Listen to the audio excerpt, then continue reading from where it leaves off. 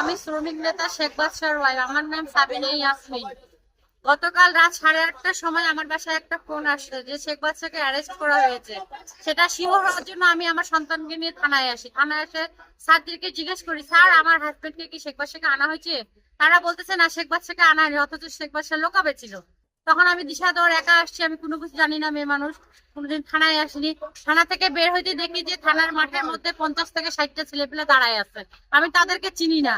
তখন আমি যাইতে থাকি, তখন ওরা আমাকে আজে বাজে ভাষা ইউজ করে গালিগালাজ করার পরে আমাকে টানে হেঁচড়ে মারতে মারতে থানার গেটে বের করে নিয়ে যায় চুলের মুঠি ধরে একটা রানিং ট্রাক আসে, ট্রাকের মধ্যে আমাকে ধাক্কা দিয়ে দেয়। আমি ট্রাকের তলে পড়ে যাই, সাধারণ মানুষজন আমাকে ট্রাক থেকে টেনে বের করে।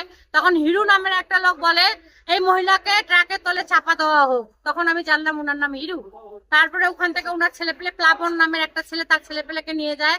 আমাকে অনেক ভাবে মার টাং করে, চুল হেঁচড়ায়, এই যে হাতের মধ্যে বাড়ি মারে, হাতটা আহত করে দেয়, কাপড় চুপড় ছিঁড়ে ফেলে, সেই কাপড়গুলো আমি চেঞ্জ করে আসছি, পরে ছিঁড়ে ফেলে দেয় তারা আমাকে। আমি একটা সাধারণ নাগরিক হিসাবে থানার মধ্যে কি আসতে পারি না?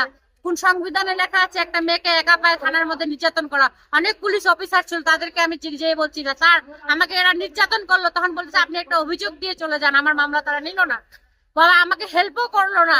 পরে জানলাম এগুলা নাকি কোচির লোক। কোচি তো আমি চিনি না, কোচিকে, কোচির লোক, উনাদের নামে নাকি মামলা নেওয়া যাবে না। রেজাল্টে যারা থানার মধ্যে আসে বলতেছে আমাকে, আমি নাকি স্লোগান দিয়ে ঢুকছি শেখ হাসিনা আসবে, বাংলাদেশ আসবে। আমি তো এগুলো কোনো কিছুই বলিনি। তাদেরকে বলছি আপনারা ভিডিও ফুটেজ দেখান যে আমি এগুলো, একটা মেয়ে মানুষ আছে থানার মধ্যে এগুলো বলার সাহস পাই। তারা আমার বিচার স্বাধীনতা, আমাদের শ্রমিকরা জানতে পারে, সবাই ভাঙে আসছে থানায়। কালকে থেকে আমি থানায় অবস্থান করছি, আমি বাসা যেতে ভয় পাচ্ছি, আমার জীবন নিরাপত্তা পাচ্ছি না। তাদের মধ্যে একটা ছেলে বলছে এই মহিলা থানা থেকে বেরিয়ে এর জানের হুমকি দিচ্ছে, আমাকে মেরে ফেলবো। প্লাবন না, ওই ছেলে প্লাবনের ছেলে, উনি, ওনার নাম জানি না আমি। আমাকে জানের হুমকি দেয়, মহিলা থানা থেকে বেরিয়ে তাকে মারে ফেলা হবে। কালকে রাত থেকে আমি থানায় অবস্থান করছি। আপনারা আমার জীবনের নিরাপত্তা দেন এবং আমি তারেক জিয়ার কাছে সুষ্ঠু বিচার চাই। আমার স্বামীর নিঃস্বার্থে মুক্তি চাই। আমাকে কেন থানায় নির্যাতন করা হলো পুলিশদের সামনে? তার ছেলে পেলে তারা পরিচয়, তারা কোচির লোক, আমি তাদেরকে চিনি না।